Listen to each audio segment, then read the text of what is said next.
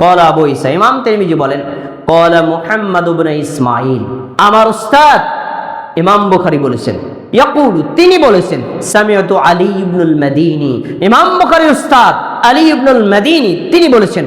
আর আলী ইবনুল মাদিনীর উস্তাদ হলেন রাসূলের সাহাবী, তার জামাতা ফাতেমা রাদিয়াল্লাহু তাআলা আনহার স্বামী হাসান হুসাইনের বাবা আর ইসলামের চতুর্থ খলিফা আলী রাদিয়াল্লাহু আনহু বলেন, ক্বালা আলী রাদিয়াল্লাহু তাআলা আনহু হুম আহলুল হাদিস। এই যে রাসূল সাল্লাল্লাহু আলাইহি ওয়াসাল্লাম হাদিসটা বলেছেন, আল্লাহর পক্ষ থেকে তারা সাহায্যপ্রাপ্ত, গোমরা ফিরকার লোকেরা তাদেরকে যত ক্ষতি করতে চাইবে কিন্তু ক্ষতি করতে পারবে না, কিয়ামত পর্যন্ত তারা হকের উপর থাকবে। এই দলটা কারা জেনে নাও। আলী রাদিয়াল্লাহু তাআলা বলছেন হুম আহলুল হাদিস, তারা হলো আহলে হাদিস, তারা হলো হাদিসের অনুসারী। আচ্ছা, এবার এটা তথ্য কথা শুনি। এই যে হাদিসটা ইমাম তিরমিজি রাহিমাহুল্লাহ দুই জায়গায় উল্লেখ করেছেন। এক জায়গায় আলী ইবনুল মাদিনীর মন্তব্য শেষ, আরেক জায়গায় আলী রাদিয়াল্লাহু তাআলা আনহু পর্যন্ত গিয়ে পৌঁছেছে। তার মানে রাসূলের একজন সাহাবী, ইসলামের চতুর্থ খলিফা, তিনি বললেন যারা জান্নাতি, যারা জাহান্নাম থেকে মুক্তিপ্রাপ্ত, যারা আল্লাহর পক্ষ থেকে সাহায্যপ্রাপ্ত, তারা কারা? তারা আহলে হাদিস। এখন আলী রাদিয়াল্লাহু তাআলা আনহু যদি আহলে হাদিস শব্দটা বলে, আহলে হাদিসের গ্রহণযোগ্যতা বাড়ে না কমে? এবার কমানো যায় কিভাবে? কমানোর কৌশল হলো, দেওবন্দ থেকে যখন এই তিরমিজিটা আরবিতে লিখেছে তখন প্রথম হাদিসে আলী ইবনুল মাদিনী পর্যন্ত মত ঠিক রাখছে, দ্বিতীয়বার হাদিসটা যখন উল্লেখ করেছে তখন আলী রাদিয়াল্লাহু তাআলা আনহু যে বলেছেন তারা আহলে হাদিস, আলী রাদিয়াল্লাহু তাআলা আনহুর মতটাকে তারা ওখানে ডিলিট করে দিছে। প্রশ্ন হলো কেন? এর কারণ যারা এই হাদিসের কিতাবটা লিখেছিলেন তারা ছিলেন মাযহাবের অনুসারী, তারা বুঝতেন কোন একজন নিরপেক্ষ ছাত্র যদি হাদিসটা পড়ে, ইমাম তিরমিজি বলেছেন, ইমাম বুখারী বলেছেন, আলী ইবনুল মাদিনী বলেছেন, আলী রাদিয়াল্লাহু তাআলা আনহু বলেছেন, সত্যপন্থী দল কারা? আহলে হাদিস যারা। এই হাদিস পড়ার পরে ছাত্র কি আহলে হাদিস হবে না মাযহাবী হবে? এই জন্য মাযহাবী বানানোর জন্য, আহলে হাদিসকে ঠেকানোর জন্য আলী রাদিয়াল্লাহু তাআলা আনহু মন্তব্য কেটে দিয়েছে, তার মন্তব্য কেটে দিয়েছে।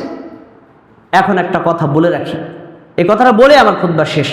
আমাদের সমাজে বহু আলেম, বহু মুফতি, বহু মাওলানা টুপি পাঞ্জাবি পাগড়ি পরে মিথ্যা কথা জনতার সামনে পেশ করে ভারত বাংলাদেশে যারা আহলে হাদিস বলে পরিচয় দেয়, জেনে নেন তারা ইহুদি খ্রিস্টানদের দালাল, তারা ইহুদি খ্রিস্টানদের এজেন্ট এবং তাদেরকে তৈরি করেছে ইহুদি খ্রিস্টানরা। বিশেষ করে ভারতে যখন এই ব্রিটিশরা শাসন করত তখন আহলে হাদিসের উদ্ভব হয়, এর আগে ছিল না। এই বক্তব্য কি আপনারা শুনছেন না শোনেন নাই? আপনাদের কাছে আবার প্রশ্ন, আলী রাদিয়াল্লাহু তাআলা আনহুকে আহলে হাদিস শব্দটা শিখাই দিয়েছে কে? ব্রিটিশরা? বলেন না। যে হাদিস আমি আপনাকে শোনাইলাম, এই হাদিসটা 1200 বছর আগে লেখা হাদিসের কিতাব লেখা। আলী রাদিয়াল্লাহু তাআলা বলেছেন তারা আহলে হাদিস, আলী ইবনুল মাদিনী বলেছেন তারা আহলে হাদিস, ইমাম তিরমিজি বলেছেন তারা আহলে হাদিস, ইমাম বুখারী বলেছেন তারা আহলে হাদিস। তাদের সময় কি ব্রিটিশদের কোনো অস্তিত্ব ভারত বাংলাদেশে ছিল? না। তাহলে যারা বলে আহলে হাদিসের নামটা যদি খ্রিস্টানরা দিছে, এটা মিথ্যা কথা, মিথ্যা কথা, জনগণকে হক থেকে সরানোর জন্য মিথ্যা কথা বলে তারা। আল্লাহ রাব্বুল আলামিন তাদেরকে হেদায়েত দান করুন বলে না, আমাদেরকে সত্যমন্ত্রী হওয়া তৌফিক দান করুন। আমি অনেক কথা রয়ে গেছে, আমি এক নজরে আহলে হাদিসের বৈশিষ্ট্য তুলে ধরছি। আপনাদের মধ্যে এই বৈশিষ্ট্য থাকলে আলহামদুলিল্লাহ, না থাকলে অর্জন করে নেবেন। 1 নম্বর, আহলে হাদিস কারা? যারা সংস্কারপন্থী। সংস্কারপন্থী মানে একটা ভুল আমি জানছি, ভুলটা কি সংশোধন করবো না ভুলের উপর অটল থাকবো? ভুলের উপর অটল থাকে যারা, তারা গোড়াপন্থী। আর ভুল সংশোধন করে যারা, তারা কি? সংস্কারপন্থী। 2 নম্বর, আকীদা এবং আমলে তারা মধ্যমপন্থী, চরমপন্থীও নয়, নরমপন্থীও নয়। 3 নম্বর, তারা আল্লাহর নাম এবং গুণের প্রকাশ্য অর্থ করে, আল্লাহ এবং তার রাসূল যা বলছেন তাই, কোনো বিকৃত করে না। 4 নম্বর, তারা জামাতবদ্ধভাবে জিহাদ করে। আহলে হাদিসরা জিহাদ করে, খুচরা জিহাদ না। আহলে হাদিসরা জিহাদ করে কিন্তু জঙ্গিবাদী করে না। আহলে হাদিস এই কথা বলে না, আসেন বাংলাদেশের 64টা জেলায় 64টা আদালতে বোম মারবো, ইসলাম কায়েম করে ফেলবো, এ কথা আহলে হাদিসরা কোনোদিন বলে না। এইটা হলো সন্ত্রাসী। জিহাদের পরিবেশ যেদিন হবে তখন এক আমিরের নেতৃত্বে গোপন কোনো জিহাদ নয়, প্রকাশ্য জিহাদ হবে। এই জিহাদকে আহলে হাদিসরা সমর্থন করে।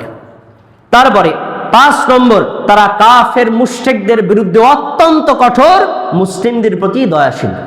এরপরে 6 নম্বর, তারা সুন্নাতের অনুসারী, বেদাতকে বর্জনকারী।